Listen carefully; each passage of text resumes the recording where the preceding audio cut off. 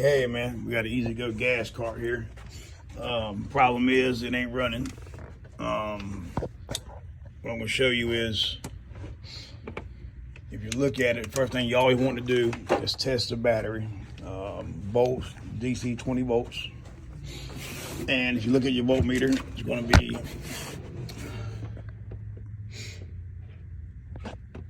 V with a straight line, all right? So V with a straight line, 20 volts. And what you want to do always, first thing you want to do is test the battery. So I got my red lead on the main positive, black lead on the main negative. We're going to test that to begin with. And you can see battery got plenty of voltage. All right.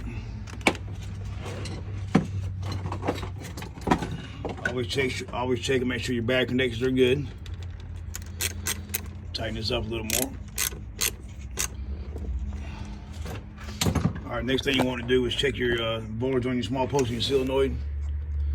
And we're going to check the ground in this case. So we're going to leave the red lead on the main positive, black lead on the small black post with the black wire here. We got 12 volts.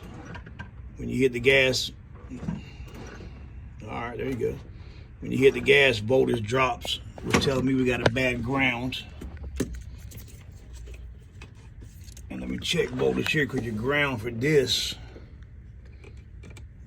is right here, the plate.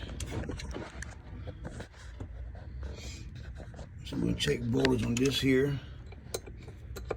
All right, we got voltage there when you hit the gas. Voltage dies. So let's check now. We're gonna check it on the motor to make sure we get a good ground when we hit the gas. And it don't die there, so we got a good ground to the motor. Just missing a bad ground in the solenoid. So what I'm gonna do is I got a wire ram here, and I'm gonna take it. I got it hooked to the frame, to the solenoid right here where it mounts at. And I'm going to touch it here, and I'm gonna hit the gas.